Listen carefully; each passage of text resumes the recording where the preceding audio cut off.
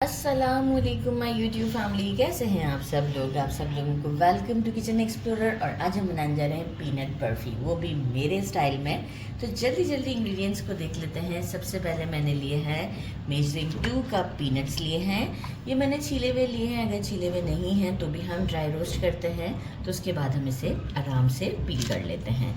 और बाकी मैंने इंग्रेडिएंट्स लिए हैं 1 टेबलस्पून असली घी लिया है, आप चाहे रेगुलर घी भी यूज़ कर सकते हैं। मेजरिंग हाफ कप मैंने लिया है वाटर। 3 टेबलस्पून पिस्ता लिया है, और पिस्ते को जो है वो हम बिल्कुल पाउडर की फॉर्म में ग्राइंड कर लेंगे। मेजरिंग 1 कप शुगर है, और हाफ टी स्पून इलायची पाउडर। बाकी जो है वो हम लेंगे अराउंड 3 मैंने ले लिया है, ये हमारा चांदी का वर्क है। 2 टेबलस्पून जो है वो मिल्क पाउडर लेना है, मैं रखना भूल गई हूँ, तो 2 टेबलस्पून मिल्क पाउडर भी ले आते हैं। इसके बाद बाकी का काम स्टार्ट लेते हैं। एक फ्राइंग पैन ले लिया है, में हम ये पीनट्स डाल लेते हैं। फ्लेम को हम स्लो रख के इसे 4 मिनट्स तक के लिए स्लो फ्लेम पर रोस्ट करेंगे, तो अच्छी क्रंची सी हो जाएंगी और थोड़ी शाइनी सी भी हो जाएंगी। इसके बाद हम इसे ठंडा करेंगे, और ठंडा करने के बाद हम इसका मिक्सी में पाउडर करेंगे। तो पहले इसे 4 मिनट तक रोस्ट कर लेते हैं। तो इसे ड्राई रोस्ट करने के बाद ठंडा करना है, कंप्लीट ठंडा करें, नहीं तो क्या है कि ऑयल प्रोड्यूस कर देगा। अच्छा, जब हम इसे पीसेंगे भी तो इतना है कि हम थोड़ा थोड़ा डालेंगे और पल्स मोड पे चलाएंगे, नहीं तो जब भी ये ऑयल प्रोड्यूस कर देगी। तो बस इसे मैं एक फाइन सा पाउडर पीसती हूँ, और फिर हम इसे सीप से छानेंगे। ये देखिए, पल्स मोड पे देते हुए बिल्कुल पाउडर फॉर्म में है। अगर थोड़ा सा मोटा भी रह जाता है तो हम वैसे ही भी सीप से इसे छान ही रहे हैं, तो जो है वो हमें कोई प्रॉब्लम नहीं होगी। जो थोड़ा बहुत बच जाएगा वो सेकंड बैच के साथ हम डाल देंगे, लेकिन एक साथ सारा हम नहीं चलाएंगे। और अब हम इसे अच्छे से छान लेते हैं। इस तरह से सारा हम एक फॉर्म में जो पाउडर होगा, ये भी थोड़ा सा लम्स सा है, तो अभी हम इसे इस तरह से करते हुए छान लेते हैं। इस तरह से सारा मैं पीनट का पाउडर करती हूँ और आपको शो करती हूँ। इसका पाउडर कर दिया है। 2 टेबलस्पून मिल्क पाउडर जो मैं रखना भूल गई थी, वो हम इसमें मिक्स कर देते हैं। इसके बाद हम चलते हैं स्टोव की तरफ, और यहाँ हमारा काम अब बहुत आसान हो गया है। पिस्ता क्यों यूज़ कर रही हूँ ये मैं आपको आगे चल के बताऊँगी कि हम इसे कोई डिफरेंट लुक देने वाले हैं। तो चलिए जी, स्टोव की तरफ चलते हैं। वाला फ्राइंग पैन यूज़ कर रहे हैं, जिसमें हमने पीनट को रोस्ट किया था। मेजरिंग 1 कप शुगर ऐड किया, फ्लेम को मीडियम अभी रखा है। हाफ कप वाटर, और 1 तार की चाशनी बनानी है। 1 तार की चाशनी बनाने में हमें पहले इसे कुक करना पड़ेगा मीडियम फ्लेम पर, जब तक कि ये शुगर मेल्ट ना हो जाए। मेल्ट हो जाएगी, इसके बाद मीडियम फ्लेम पर ही हम इसे 4 मिनट्स कंटिन्यूस देंगे, और वहाँ मैं आपको शो करूँगी कि 1 तार क्या होता है। शुगर मेल्ट होने के बाद 4 मिनट तक इसे बॉईल दिया है, तो ये भी मैं आपको एग्जैक्ट टाइम बता देती हूँ कि मीडियम फ्लेम पर 4 मिनट का बॉईल दिया है। 1 तार की चाशनी ये देखें, जब हम यूँ करेंगे तो ये तार बनेगा ए, ये दिख रहा होगा आपको। बस बहुत स्टे के ऊपर नहीं लेके जाना है, नहीं तो स्टे भी करता है ये तार, लेकिन बहुत स्टे की तरफ नहीं लेके जाना है, नहीं तो क्या होगा, बहुत कड़क सी बन जाएगी। यहाँ अब हम फ्लेम को बिल्कुल स्लो कर देते हैं, और जो हमारा मिक्सचर है वो हम ऐड करते हैं। बिल्कुल यहाँ पर फ्लेम को स्लो कर देना है, और अब हम इसे कुक करते हैं कुछ देर के लिए, जब तक कि थोड़ा सा थिक डो की काइंड में ना आ जाए। बहुत ज़्यादा डो भी नहीं, लेकिन ये है कि थोड़ा सा डो की काइंड देंगे हम इसे। तो जब हम इसे मिक्स करेंगे तो ये थोड़ा सा रनी होगा। अभी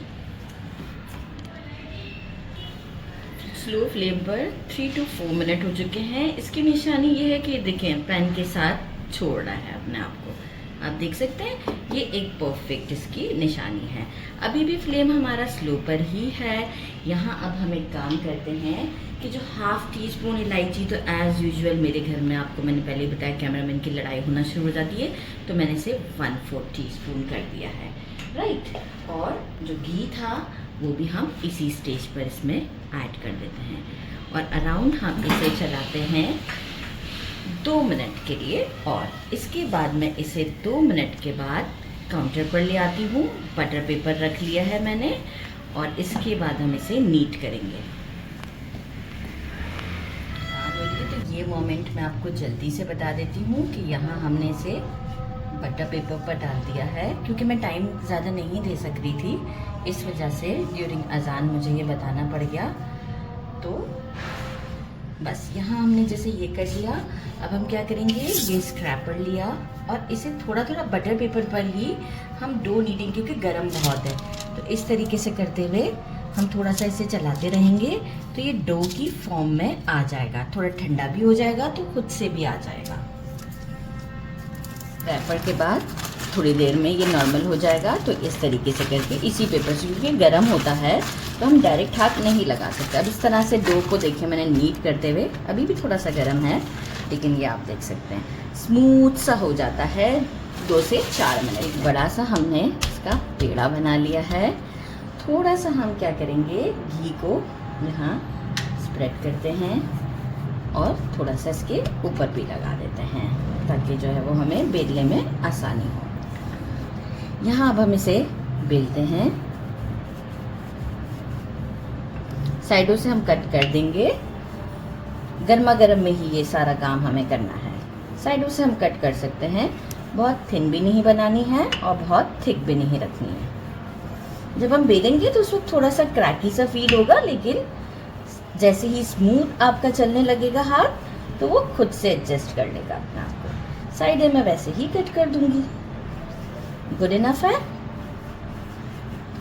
ठीक है। यहाँ अब हम एक काम करते हैं कि थोड़ा सा इसके ऊपर घी लगाते हैं और पहले इसे क्लीन कर दूं ताकि ज़्यादा अच्छा है ना कैमरामैन।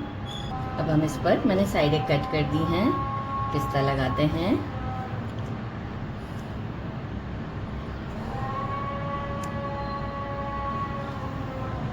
कितना खूबसूरत दिख रहा है। बस बहुत ज़्यादा नहीं लगाएंगे क्योंकि जो भी हमारा सेकंड पेड़ा है उसके लिए भी हमें, क्योंकि जो मैंने यहाँ से साइड्स कट किए हैं उसके लिए भी हमें चाहिए। बेलन पर ही आ गया। अच्छा, रोलिंग पिन पे ऑलरेडी ऑयल था, घी लगा हुआ था, तो फिर हम इसे स्क्रैपर से थोड़ा सा प्रेस कर देते हैं, तो कोई टेंशन की बात नहीं। अब हम इसे करेंगे कट स्केल की हेल्प से और इसके बाद हम आपको शो करते हैं। तो स्केल की हेल्प से इसको कट करते हैं। स्केल रख लिया है हमने, पहले हम इसे स्ट्रेट कट करेंगे, फिर यही यहाँ से 12। Very easy.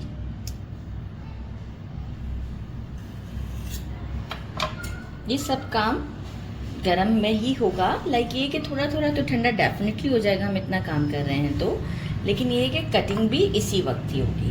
फिर हम इसे रेस्ट दे देंगे फॉर 2 आवर्स के लिए, और आफ्टर 2 आवर्स जो है वो इसे जब हम निकालेंगे तो ये बिल्कुल परफेक्ट होंगी।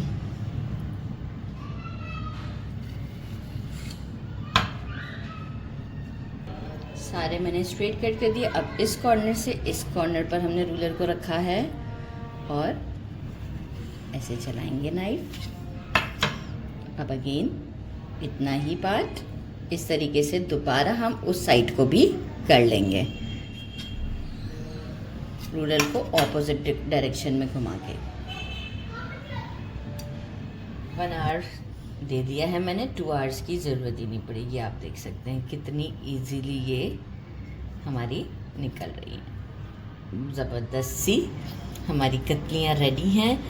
और बाकी जो सेकंड बैच था उसमें पिस्ता नहीं लगाया, उसके साथ जो है वो डो में पिस्ता मिक्सचर मिक्स कर दिया, तो वो भी बहुत ज़्यादा फ्लेवरफुल है। तो दोनों आपको शो करते हैं और उस पर मैंने चांदी का वर्क लगाया है, तो दोनों को डिश आउट करते हैं और आपको टेस्ट कर कर बताते हैं।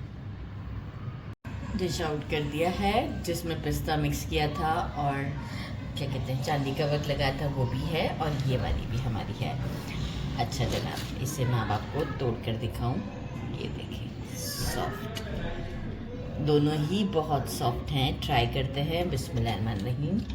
अच्छा, सेकंड भी ये है कि अगर आप फर्स्ट बैच के साथ काम कर रहे हैं और इफ़ सपोज़ कि अगर ये कड़क हो जाता है तो आप क्या करेंगे, लो फ्लेम पर बस थोड़ा सा वार्म कर लें। ये देखें, सॉफ्ट है, बहुत ही सॉफ्ट है। और ये सिर्फ इतनी सी नहीं बनी है, बहुत ज़्यादा बनी है। ये देखें, मैंने इसे एक कंटेनर में डाल कर रख दिया है।